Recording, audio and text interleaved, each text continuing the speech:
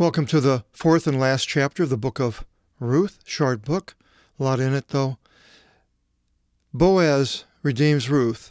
Begins, and Boaz ascended unto the gate and sat there. So we heard in the last chapter where Boaz finds Ruth at his feet at night at the plan of Naomi, Ruth's mother-in-law, to set up a marriage between the two.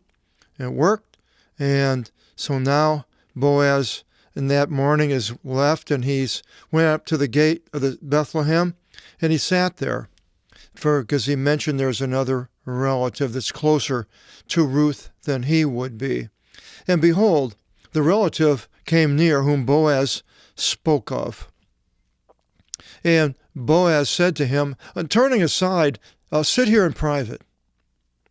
And he turned aside and sat. And Boaz took 10 men from the elders of the city, presbyteron, elders. There's a bunch of derivatives, deca, 10, andros, android, apo, from, polios, a metropolis city, and said to them, sit here. And they sat. Boaz was a wealthy man, he had land apparently, different places, and people listened to him, what he had to say, had a lot of respect.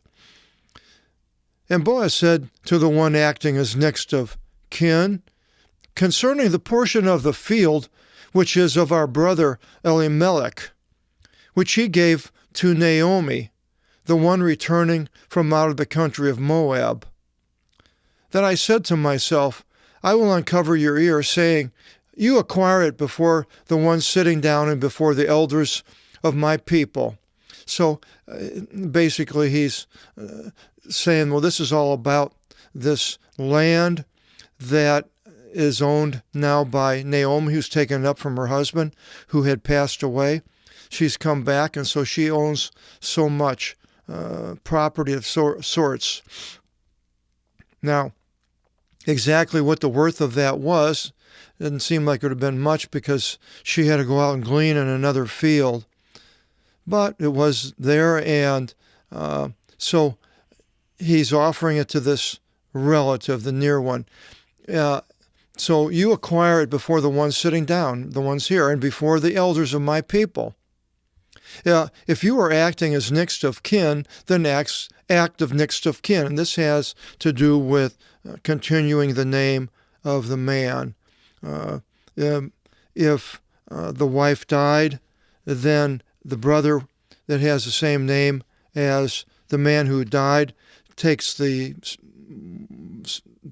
sister-in-law to raise up children, and then that person becomes in the line of not his biological father, but of his the brother, sort of biological. This, I think, has a lot to do with the difference between the two genealogies of Jesus when you get into the New Testament. There's quite a bit of difference. A lot of people have questioned it, but a man early on in the 1st or 2nd century mentions this. The reasoning was different is because of either the one was biological or the other one was through the blood. Blood and biological would be the same. Or the other one was through marriage contracts that weren't, the person really wasn't the son of the person that he was named for. So it continues, but if not, if you don't want to act as next of kin, announce it to me and I'll know. For there is not one besides you to act as next of kin, and I'm after you. And he said, I am. I shall act as next of kin. Well, then Boaz says, well, in the day you acquire the field from out of the hand of Naomi, the wife of Elimelech, also of Ruth the Moabitess, wife of the one having died, even she you must acquire, so as to raise up the name of the one having died for his inheritance, because Naomi was the only one left to have a child with that name. So the man had to take Naomi as a wife. And the relatives said, well, I shall not be able to act as next of kin myself, lest at any time I ruin my right of inheritance. Now, exactly how this all goes, way beyond my understanding of the rights of inheritance of the Jews at this time, but you can kind of get an idea. There was something reason if he would take this other woman, then somehow his right of inheritance, if he was married to this other person, maybe he couldn't get married to somebody else. Best I could come up with. You yourself act as next of kin for my inheritance, for I shall not be able to act as next of kin. So this is what Boaz was hoping to hear. And this was the ordinance in former days in Israel for the right of inheritance and for the equivalent to establish every matter. And this is it. A man untied his sandal, and he gave it to his neighbor, acting as next of kin for his right of inheritance. So the man would give Boaz his shoe. And this was testimony in Israel. Then that was it. And the relative said to Boaz, you acquire to yourself my right of inheritance. And he untied his sandal and gave it to him, gave it to Boaz. Now this is all over a woman that's not a Jew. She's a Moabite, but yet she is going to be in the line of Jesus, as we see here shortly. And Boaz said to the elders and to all the people, you are all witnesses today that I have acquired all the things of Elimelech, and all as much as exists to Heleon and to Mahlon, that was the two sons, from out of the hand of Naomi. I'm taking it, and it's going to be under my protection. And indeed, Ruth the Moabitess, the wife of Mahlon, I have acquired for myself for a wife to raise up the name of the one having died, that would have been Elimelech and Mahlon, for his inheritance. And the name of the one having died shall not be utterly destroyed from out of his brothers. So the name will continue, and from out of the gate of his place. You are witnesses today. And all the people at the gate said, we are witnesses. And the presbytery, the elders, said, well, may the Lord give your wife, the one entering into your house, to be as Rachel and as Leah, the ones who both built up the house of Israel, as did powerfully in Ephrathah, and it will be a name in Bethlehem. And Ephrathah and Bethlehem tied together, same place. And Leah, of course, and Rachel's two wives of Jacob, along with the concubines, but who aren't mentioned here. But may your wedding or being tied into Ruth be successful. And continues, and may your house become as the house of Pharez, whom Tamar bore to Judah. Now, what is they talking about here? They're talking about basically the story of Judah and Tamar is in Genesis chapter 38. It's a long chapter, and I didn't want to read the whole thing, but basically it was while Joseph was in Egypt, and Judah, the one son, it says, married a Canaanite woman, somebody that wasn't Jewish. Her name was Shua. And he had three boys, Onan, and Shelah. And became the wife, Tamar, who mentions here, became the wife of And it mentions there that was killed by the Lord. So to take the wife, raise up a son, the brother Onan was to do that, but it said that he spilled his seed. He didn't allow himself to impregnate Tamar for whatever reason, but because of this, apparently he also died. And so Tamar then would have to wait for the third son, Shelah, to get old enough, which could have been a long time. I'm not exactly sure. So instead, what she did is she dressed up as a prostitute, went on the road, heard that Judah was going to go on this road to check something out, and he saw the woman, didn't know who she was covered up, and had intercourse, and she became pregnant, and he gave her his staff, and I think something else, I forgot, as a deposit because he didn't have the money, said that he would pay her later, and he sent the servant back the next couple of days later, and they couldn't find the prostitute, and then later it was announced to Judah that Tamar was pregnant, and he wanted to put her to death because she didn't wait for the other son. And then when they were going to kill her, Tamar told the people to give this rod and this other object to Judah and say, the man who owned these are the ones that got me pregnant. And he realized that was him. So he was not righteous. Judah was not righteous. Tamar was the one that was righteous. Judah wouldn't have done it on his own. But yet God had this plan. And when Pharez came out, his hand came out first, that the midwife put a scarlet thread on his hand, which went back into the womb, and then Zara, the other twin, came out first. But the Pharez is through whom Jesus goes through. Tamar, Pharez, and then down here into David, and we'll see that here in a little bit.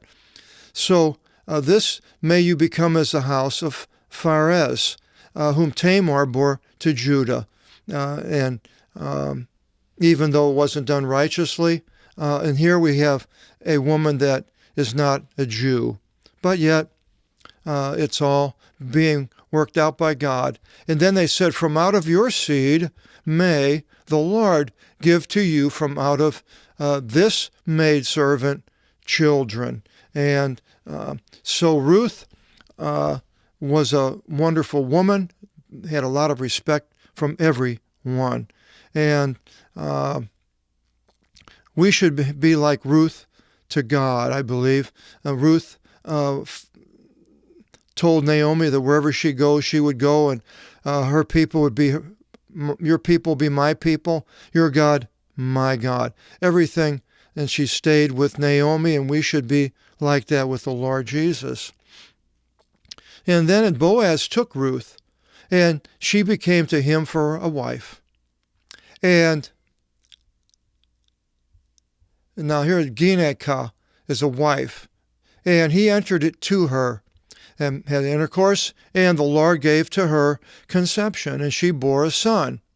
And the women, see now there's Ginekah, 1135. Here you wouldn't say the wife, the wives could be, but the women said to Naomi, blessed be the Lord, Kyrios, who rested not to provide to you today a relative, a son, basically, an heir. And may he call out your name in Israel, and he will be to you for restoring life. And Jesus came through this, and he restores eternal life to us. And to nourish your gray hair. So now she was older because, or she might have been younger, we're not really sure, but when you get older, then he'll take care of you. For your daughter-in-law, that is Ruth, loving you, bore him, which is good to you above 7 sons. Well, they're saying these things to make Naomi feel better, that the whole thing is going to be better for her, and Ruth is going to be married to a very wealthy man. Naomi is going to be taken care of, and Ruth, instead of being a gleaner, will now be the overseer of this family of mother-in-law and the boy and so forth. And Naomi took the boy and put it to her bosom, and became to him for a wet nurse. Now, exactly what that means, I didn't know what a wet nurse is, and I looked it up on Wikipedia. At first, I thought it was just, with the woman, if the mother was gone, then you put the child to the bosom to suck on it, even though there wasn't anything. There was no milk, but yet Wikipedia says a woman can only act as a wet nurse if she is lactating, producing milk. It was once believed that a wet nurse must have recently undergone childbirth. This is not necessarily the case, as regular breast suckling can elicit lactation via a neural reflex of prolactin production and secretion.